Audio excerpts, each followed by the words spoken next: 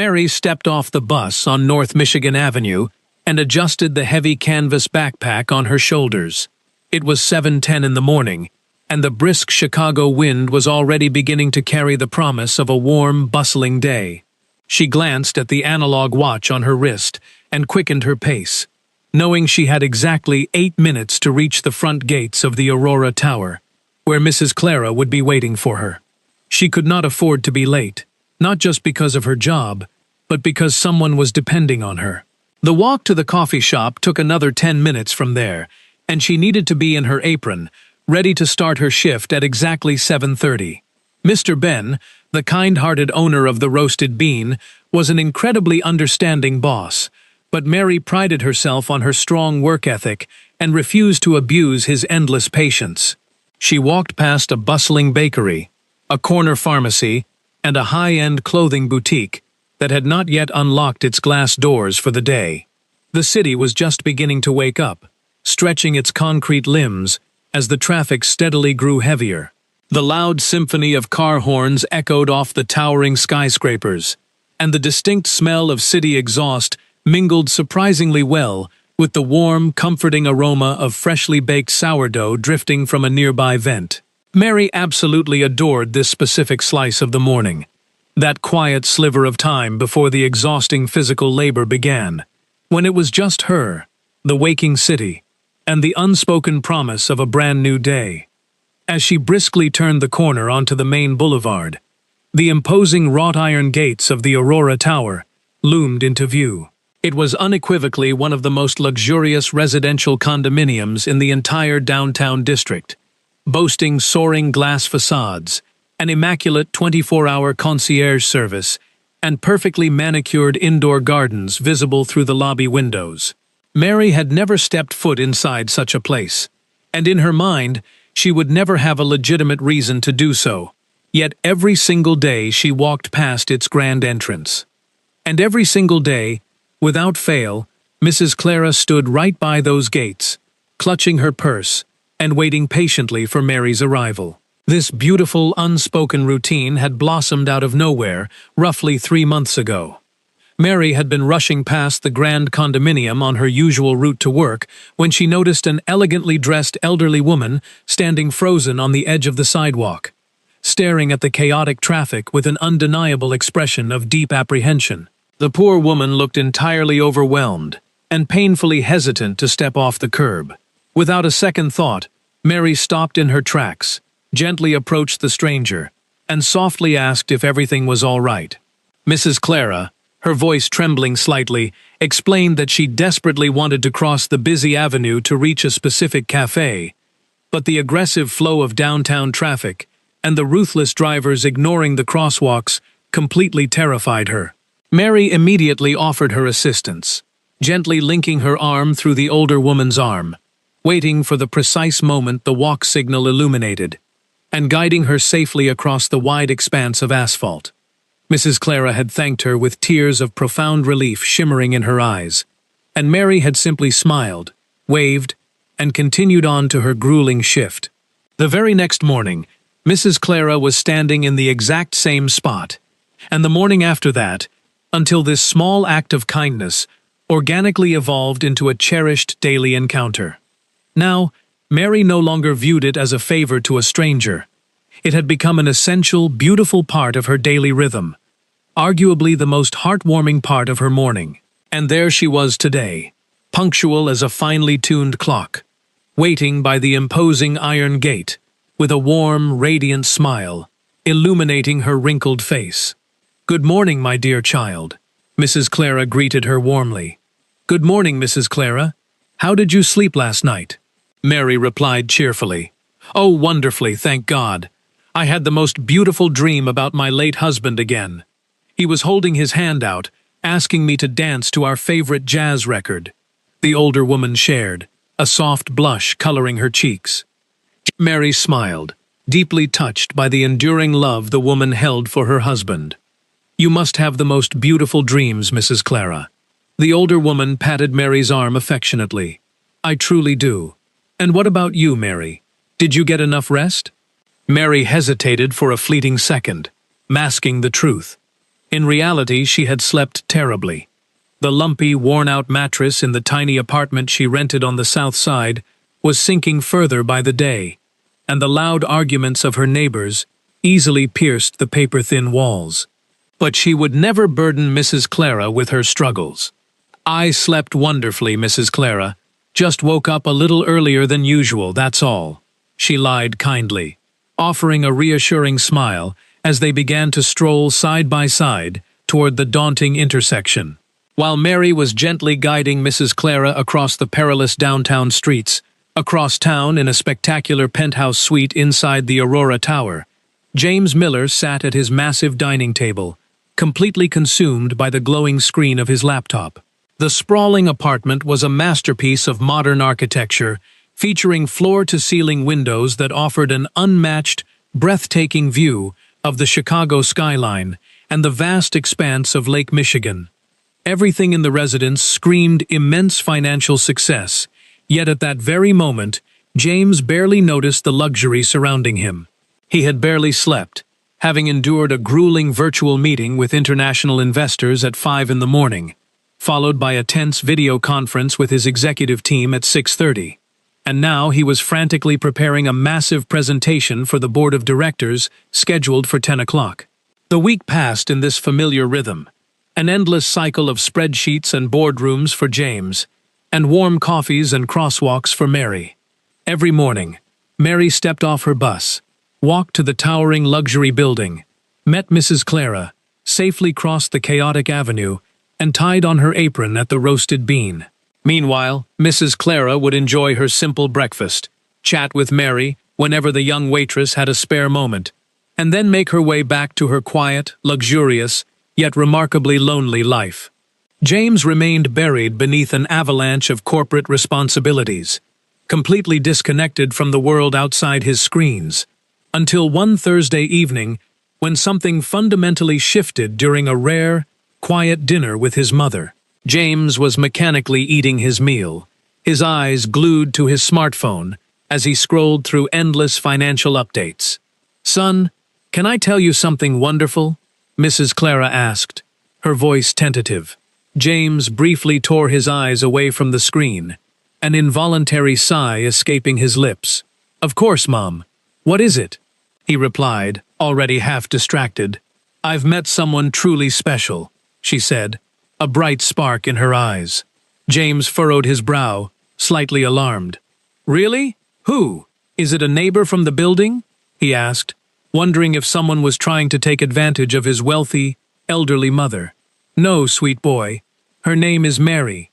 She is a waitress at the little cafe I visit every single morning, and she is undoubtedly the kindest, most polite young woman I have ever had the pleasure of meeting," Mrs. Clara explained passionately. James felt his protective instincts dial down into complete disinterest, nodding absently as he looked back at his phone. "That is nice, Mom. I am glad you found a good place for coffee." Mrs. Clara shook her head, frustrated by his lack of attention. "No, James. You are not truly listening to me.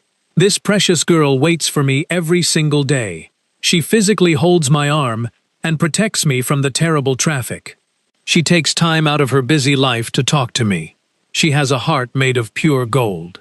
James finally set his phone face down on the polished mahogany table, fully absorbing the profound emotion and immense gratitude trembling in his mother's voice. He suddenly realized how isolated she had been, and a heavy pang of guilt struck his chest. "I really am happy you have found a true friend, Mom. I mean that," he said softly. On Saturday morning, James woke up unusually early, feeling a strange restlessness he could not quite pinpoint. He walked into the living room and watched his mother meticulously adjusting her elegant scarf, preparing for her daily outing. For the very first time in countless months, he stopped and asked, "Mom, are you going to meet Mary today?" Mrs. Clara turned around, her eyes wide with surprise. "Yes, James, I see her every single day. Why do you ask?" James shifted his weight awkwardly, slipping his hands into his pockets. "Can I come with you? I want to meet her and thank her properly." Mrs. Clara's face lit up with a brilliant, joyful smile. "Oh, absolutely, darling. She is going to be so incredibly delighted to finally meet you." They stepped out of the grand gates of the Aurora Tower together and walked toward the bustling sidewalk. James had unconsciously pictured Mary as an older, retired woman, perhaps someone in her 60s or 70s, who had plenty of free time to volunteer as a companion for his mother. But as they approached the designated corner, James stopped dead in his tracks. Standing there, punctual as always, was not an elderly woman, but a breathtakingly beautiful young lady in her early 20s. She wore a simple, faded jacket, her dark hair pulled back into a neat ponytail, and her bright eyes crinkled at the edges as she flashed a genuine, radiant smile at his mother. James was entirely speechless, utterly disarmed by her natural grace. Mary felt a sudden flush of heat rise to her cheeks as she recognized the tall, impeccably dressed man walking beside her dear friend. It was James Miller, the incredibly famous tech millionaire whose face frequently graced the covers of prominent business magazines and innovation articles. Mrs. Clara always spoke of her son with such overflowing, simple maternal pride that Mary had never once connected the dots to realize he was the famous entrepreneur. "Mary, my dear, I brought a wonderful surprise today. This is my son, James. James, this is my sweet angel, Mary." Mrs. Clara introduced them, beaming with pride. James awkwardly extended his hand, his usual corporate confidence completely evaporating.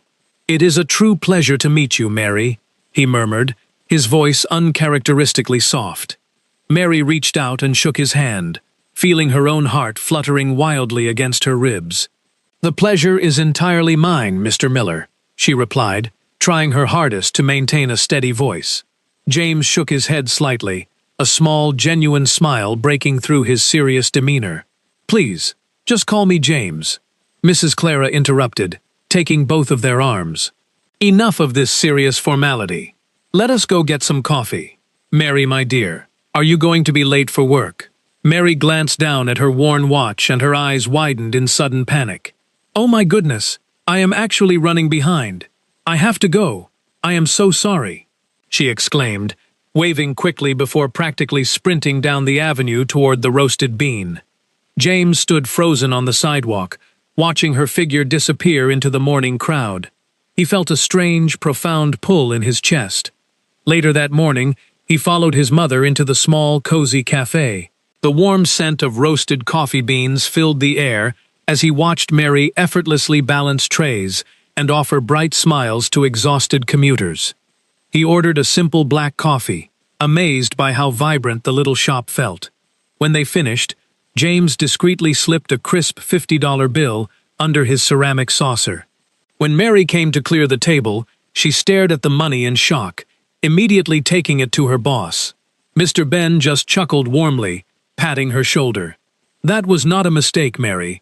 The man wanted to thank you. Put it in your pocket. You have more than earned it." Over the following days, James found himself altering his demanding routine to make time for the little cafe. He began showing up 3 or 4 times a week, sometimes walking his mother from the towering condo, and other times arriving straight from his sleek corporate office. He always ordered the same simple black coffee, sitting quietly at a corner table just to observe Mary. He watched her endless patience with difficult customers, the gentle way she wiped down tables, and the radiant energy she brought to the tiny establishment. Whenever she had a spare minute, he would softly call her over, and they would engage in brief, yet incredibly meaningful conversations. Mary tried desperately to guard her heart, reminding herself daily that James Miller was a millionaire, and she was merely a waitress, sharing a cramped apartment with 2 roommates. The weeks rolled by, and the stark contrast between their 2 worlds felt like an invisible wall to Mary, but James seemed entirely oblivious to it. One crisp Friday morning, Mary was diligently wiping down the main counter when James walked through the door. The cafe was relatively quiet, the morning rush having finally subsided. "Good morning, Mary," he said, his voice carrying a nervous undertone she had never heard before. "Good morning, James. The usual?" she asked, reaching for a clean mug. He nodded, taking a seat on one of the high stools right across from her. When she placed the steaming mug in front of him, he did not reach for it immediately. Instead, he looked deeply into her eyes. "Mary, do you have any plans for tomorrow afternoon?" Mary felt her heart race, her hands freezing on the damp cleaning cloth. "Tomorrow? Saturday?" she repeated, genuinely taken aback. James nodded, rubbing the back of his neck in a rare display of vulnerability. "Yes. I wanted to invite you out. Nothing overly formal or extravagant. Just a walk, some good conversation, maybe seeing the city from a different perspective." Mary swallowed hard. The CEO of a massive tech empire was asking her out on a date. "I do not know if that is a good idea, James," she whispered, looking down at the counter. "Why not?" he asked gently. "Because we come from entirely different universes. I do not want you to feel obligated to entertain me just because I help your mother," she admitted, her voice trembling with raw honesty.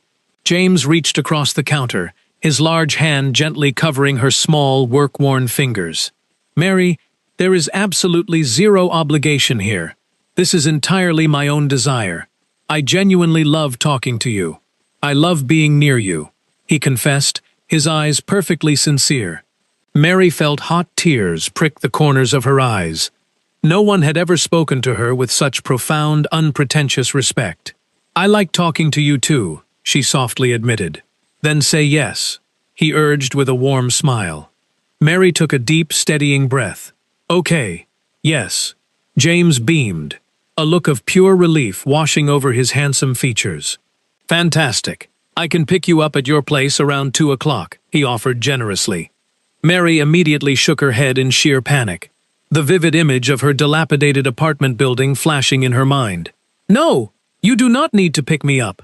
We can just meet somewhere," she insisted firmly. She simply could not bear the thought of him seeing the unpaved alleyway and the crumbling brick exterior of her home. James looked slightly confused but respectfully nodded. "Are you absolutely sure?" he asked. "Positive," she replied quickly.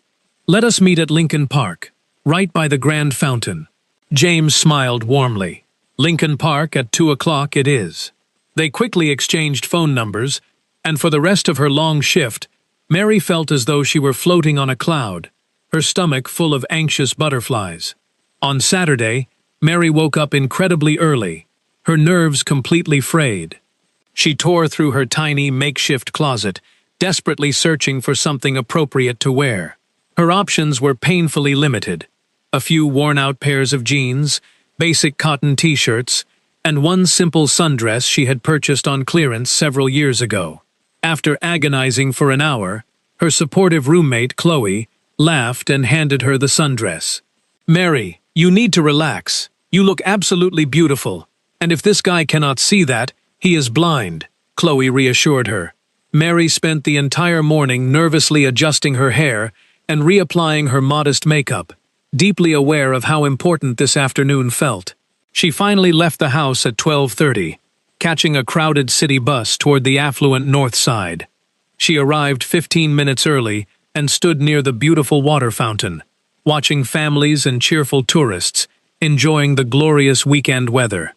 Suddenly, she spotted James walking toward her. He looked strikingly different today. Gone were the expensive, tailored business suits, replaced by a pair of casual denim jeans, a crisp white t-shirt, and comfortable sneakers. He looked less like an intimidating corporate titan and much more human. "Hi," he said, his eyes lighting up as he took her in. "You look incredibly beautiful." Mary felt a deep blush spread across her face. "Thank you. You look very nice too." They began to walk side by side along the winding park trails, the initial silence hovering awkwardly between them, before organically melting into effortless conversation. James openly shared stories about his difficult childhood, completely shattering her preconceived notions of his silver spoon background. "I actually grew up in a tiny, drafty apartment on the city's outskirts. My father abandoned us when I was just a baby, and my mother worked 2 exhausting jobs just to put food on our table," he revealed softly. "I used to watch her fall asleep at her sewing machine, and I promised myself that one day I would give her the absolute best life possible. I built my company from nothing, but in the chaotic pursuit of massive success, I tragically lost sight of what truly mattered. I provided her with endless money, but zero time. It took seeing you holding her hand on a dangerous street corner for me to wake up. Mary hesitated before sharing her own journey, feeling her story lacked the triumphant, glamorous ending his possessed. I grew up in a very small farming town. My parents still work the fields every single day from dawn until dusk. I moved to Chicago with nothing but a suitcase and a head full of wild dreams, hoping to find a better future, she explained, looking down at her worn shoes. Is it working out? James asked gently. I am trying very hard. I work as much as I physically can, but surviving in this massive city is incredibly difficult, she admitted. James stopped walking and turned to face her entirely. Mary, why do you refuse to let me help you financially? He asked, his tone deeply earnest. Because I have my pride, she answered fiercely. I will not let this become a transaction. James smiled, an expression of profound admiration shining in his eyes. You are truly incredible, Mary. You are strong, fiercely determined, and unbelievably kind. You care for my mother without expecting a single dime in return, and you work so incredibly hard while keeping that beautiful smile on your face. Mary felt her chest tighten with overwhelming emotion. Nobody had ever truly seen her struggles and praised her for them. They walked until the sun began to set, painting the Chicago skyline in brilliant hues of orange and deep purple. Before the night ended, they stopped for a slice of casual pizza, laughing loudly over shared stories and finding comfort in their undeniable connection. When it was finally time to part, James respectfully escorted her to the bus stop, completely honoring her boundaries. Over the next few days, the atmosphere at the Roasted Bean was noticeably different. Whenever James walked through the door, an unspoken, electric intimacy hovered between them. Mrs. Clara, sharp as a tack, noticed the lingering looks and the gentle brushes of their hands. One morning, while Mary was carefully guiding the older woman across the busy avenue, Mrs. Clara chuckled warmly. You two are officially courting, aren't you? She asked with a massive, knowing grin. Mary's face turned bright crimson. Mrs. Clara, do you truly notice everything? She gasped. Of course I do, my dear, and I could not be happier. My son desperately needed someone exactly like you in his lonely life. That very same day, James formally invited Mary to have dinner at their grand penthouse. My mother wants to cook for you, he explained, a playful glint in his eye. She claims you need a proper home-cooked meal. Mary's heart performed a terrified somersault in her chest. Entering the Aurora Tower as a guest, rather than an outsider peering through the wrought iron gates, felt like crossing an impossible threshold. She spent her entire shift overthinking every possible disaster, terrified she would use the wrong fork or say something embarrassingly uncultured. Mr. Ben noticed her intense anxiety and pulled her aside. Mary, listen to me carefully. Your character is worth more than any fancy piece of real estate in this city. Do not ever shrink yourself because of where you are. At exactly 7 o'clock that evening, James picked her up in his sleek, understated car. As they drove through the grand entrance of the condominium, Mary felt her stomach tie itself into agonizing knots. The building was even more breathtaking from the inside, with sprawling marble floors and brilliant crystal chandeliers. They rode the silent elevator all the way up to the 14th floor. When James unlocked the heavy wooden door, Mrs. Clara was already rushing out of the massive gourmet kitchen, wearing a bright apron and wiping her hands on a towel. Mary, my precious girl, welcome to our home, she cheered, pulling the nervous young woman into a tight, maternal embrace. Mrs. Clara took Mary's hand and gave her a grand tour of the gorgeous apartment, ending on the sprawling outdoor balcony that overlooked the glittering city lights. You know, Mary, the older woman whispered softly, leaning against the glass railing. When James first bought this magnificent place, I felt utterly terrified and completely out of place. I grew up with a dirt floor, my dear. I thought I did not belong here. Mary looked at her, stunned by the confession. Truly? she asked. Truly, Mrs. Clara nodded. But then I realized something crucial. A building does not define your worth. Your heart does. And your heart, my sweet girl, is made of pure gold. After the beautiful, comforting meal of simple roasted chicken and seasoned vegetables, Mrs. Clara politely excused herself to her bedroom, claiming she needed her rest. James led Mary back out to the cool balcony. The city hummed far below them, a beautiful sea of moving lights. "So, what did you think?" he asked, standing incredibly close to her. "It was absolutely perfect. Your mother is an angel," Mary smiled, feeling genuinely at peace. James gently cupped her face, his thumb softly tracing her cheekbone.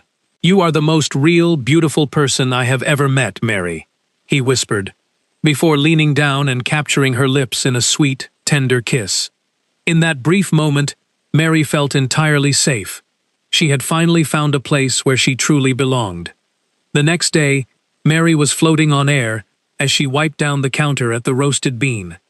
However, her joy was abruptly interrupted when the glass door swung open, and a strikingly elegant woman walked in. She had perfect, salon-styled blonde hair, wore a ridiculously expensive designer coat, and carried an air of sheer arrogance that instantly suffocated the tiny room. She approached the counter, looking Mary up and down with obvious, dripping disdain. "You must be the famous Mary," the woman sneered, her voice dripping with venom. "I am Isabella, James's ex-girlfriend." Mary felt a block of ice settle firmly in the pit of her stomach. "Can I get you something to drink?" she asked, maintaining her professional composure. Isabella leaned forward, her perfectly manicured fingers tapping impatiently on the worn wooden counter. "A plain black coffee. No sugar," she ordered sharply. When Mary returned and placed the ceramic mug on the counter, Isabella smiled, though her eyes remained brutally cold. "I heard a ridiculous rumor that James is actually dating the little waitress who helps his mother. Tell me, do you honestly believe a relationship between a billionaire CEO and a girl who smells like cheap espresso is going to last?" Mary's hands gripped her serving tray tightly, her knuckles turning white, but she kept her chin held high. "I believe that what James and I share is none of your concern, ma'am," she replied evenly. Isabella let out a harsh, mocking laugh that echoed terribly through the small cafe. "You are incredibly naive, darling. You think a few sweet dates erase the massive gap between your social class and his. Eventually, he is going to wake up.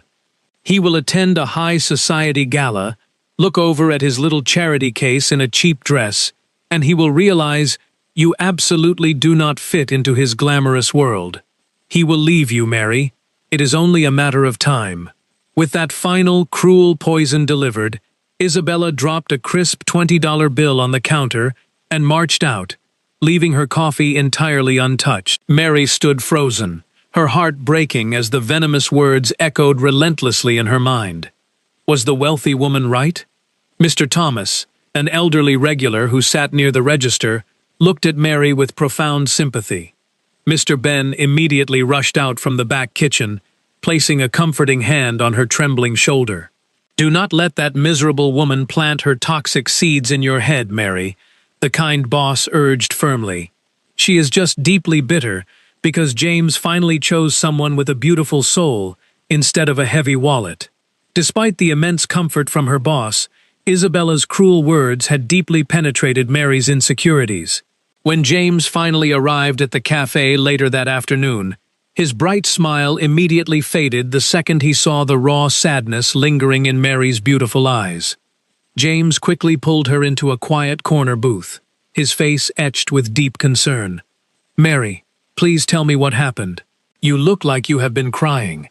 Mary took a shaky breath, deciding she could not hide the painful encounter from him.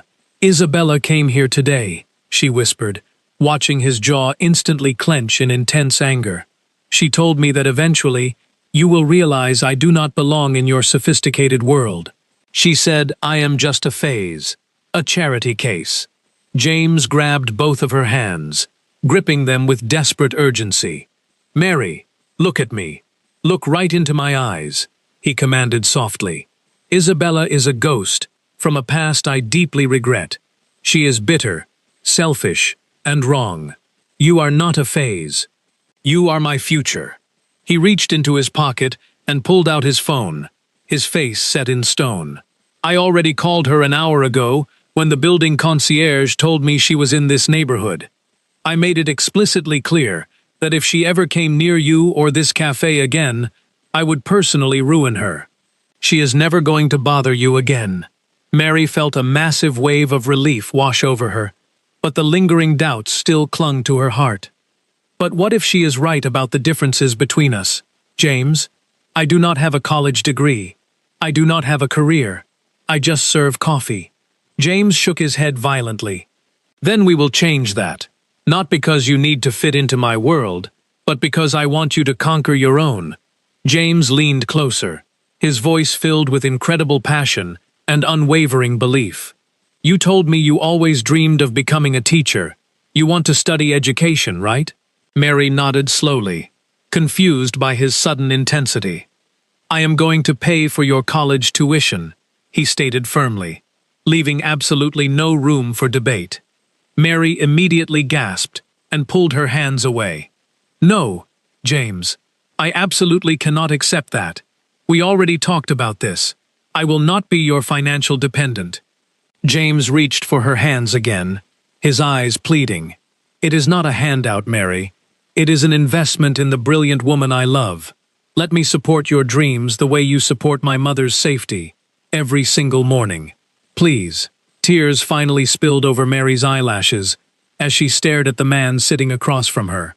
Nobody in her entire life had ever believed in her potential enough to offer such massive, life-altering support.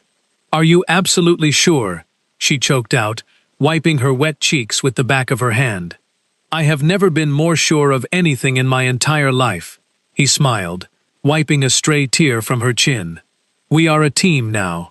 Over the next few weeks, they spent countless evenings huddled over his dining table, filling out complicated university applications, researching the best local education programs, and preparing for the rigorous entrance exams.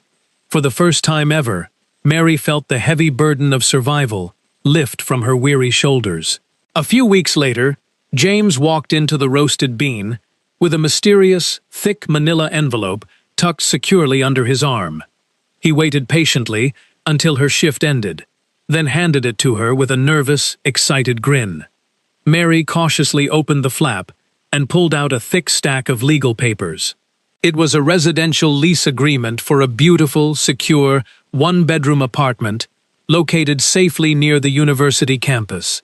Mary looked up, completely stunned. "James, what is this?" He smiled gently. "You are starting college soon. You cannot commute 2 hours every day from the south side. I secured the lease, but you will pay the monthly rent using your salary from the cafe. It is completely yours." Mary threw her arms tightly around his neck, burying her face in his shoulder, as she cried tears of overwhelming joy. "Thank you. Thank you for believing in me," she sobbed. True to his word, James simply provided the foundation, while Mary proudly continued to work hard to maintain her beautiful new life. Moving day was chaotic and wonderful. Chloe helped her pack her meager belongings, while Mrs. Clara arrived at the new apartment carrying beautiful handmade curtains, thriving potted plants, and massive containers of delicious home-cooked food. As they sat on the floor of the empty living room eating warm pasta from plastic containers, Mary looked around and realized she finally had a true home, surrounded by a family she had built through sheer love. On the monumental day of her official college enrollment, James insisted on walking her right up to the administrative building. She was incredibly nervous, her stomach doing backflips, but she walked out of the office proudly clutching her shiny new student identification card. She immediately snapped a quick picture on her phone and sent it to her hard-working parents in their rural town. Within minutes, she received a beautiful voice message from her father, his rough voice cracking with immense pride and unrestrained tears. She had finally done it. She was officially a college student. That evening, James took her out to celebrate, deliberately avoiding the expensive 5-star downtown restaurants, and instead driving them straight to the cozy, familiar pizzeria where they had shared their very first date. They sat in the exact same corner booth, sharing a large, steaming margarita pizza and laughing about how incredibly much their lives had changed in just a few short months. "Mary, there is something I need to tell you," James suddenly said, his voice dropping an octave and his hands fidgeting nervously with his cloth napkin. Mary raised an eyebrow, a playful smile on her lips. "If you bought me another apartment, James Miller, I am going to be very angry." James let out a nervous chuckle, shaking his head. "No, no real estate this time, I promise." He slowly stood up from the booth, took a deep breath, and gracefully dropped down onto one knee, right there on the checkered tile floor. Mary's hands flew to cover her mouth as the entire busy restaurant suddenly went completely silent. "Mary," James began, his voice thick with raw, overwhelming emotion, "you walked into my life and completely saved my mother. But what you did not realize is that you saved me too. You taught me how to live again, how to be present, and how to love unconditionally. I want to spend the rest of my life watching you achieve every single one of your beautiful dreams." He reached into his jacket pocket, pulled out a small velvet box, and opened it to reveal a stunning, elegant diamond ring. "Will you marry me?" he asked, tears shining brightly in his own eyes. "Yes, 1,000 times yes," Mary cried, throwing herself into his strong arms as the entire restaurant erupted into deafening applause. In the beautiful months that followed, Mary's life settled into a wonderful, fulfilling routine. She attended her rigorous university classes with immense dedication, diligently worked her regular shifts at the Roasted Bean, and returned home to the loving arms of her wonderful fiancé. Despite the massive shift in her financial reality and the brilliant diamond sparkling on her left hand, her core essence remained entirely unchanged. She refused to quit her job at the cafe, finding immense comfort in the familiar scent of roasted beans and the warm banter with Mr. Ben. And, most importantly, every single morning without fail, she waited by the imposing iron gates of the Aurora Tower to help her future mother-in-law safely navigate the terrifying morning traffic. One brisk, windy morning, as they stood closely together waiting for the pedestrian signal to change, Mrs. Clara wrapped her warm, wrinkled hand tightly over Mary's. "You know, my sweet girl, there is a tiny secret I have never told you," the older woman whispered, a soft, nostalgic smile playing on her lips. "What is it, Mrs. Clara?" Mary asked gently. "On that very first day we met, right before you walked up to me, I was silently praying to God to send an angel to protect me. He sent you.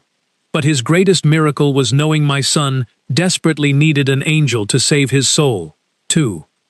Mary felt a warm tear slide down her cold cheek, squeezing the older woman's hand with immense gratitude. The walk sign finally illuminated, and the two women confidently stepped off the curb, walking arm in arm across the wide, bustling avenue. Waiting patiently on the opposite sidewalk, holding 2 steaming cups of hot chocolate, was James. He smiled brightly as he watched his 2 favorite women in the world walking safely toward him. When Mary finally reached him, she wrapped her arms around his waist, resting her head against his steady chest. "Are you ready for a beautiful day?" he asked softly, kissing the top of her head. Mary looked at James, then smiled warmly at Mrs. Clara. "I am more than ready," she replied, her heart overflowing with absolute peace. They turned and walked together toward the cozy warmth of the cafe. Looking back at their incredible journey, one realizes that true wealth isn't measured by the balances in our bank accounts or the glamorous addresses of our homes, but by the quiet, genuine moments of connection we forge with others. When we extend a selfless hand to help someone navigate a busy, terrifying street, we might unknowingly be building a miraculous bridge to our very own salvation. Life's most profound transformations rarely announce themselves with grand, cinematic gestures. Instead, they arrive in the gentle, unassuming guise of daily routines and quiet acts of kindness. As we walk through the incredibly bustling avenues of our daily existence, It is terrifyingly easy to become blinded by corporate ambition or hardened by our own daily struggles. Yet, if we keep our hearts fiercely open to the seemingly random strangers standing beside us, we allow beautiful grace to enter our lives. The simple, split-second choice to care for an anxious, elderly woman without expecting absolutely anything in return ultimately became the unshakable foundation of a glorious legacy built entirely on love, mutual respect, and profound upliftment. In the end, our deepest, most enduring fulfillment comes not from what massive fortunes we greedily accumulate, but from exactly who we boldly choose to uplift along our journey. Genuine kindness is unequivocally the only human investment that never depreciates, constantly returning massive dividends of boundless joy, true peace, and chosen family to those brave enough to give it freely.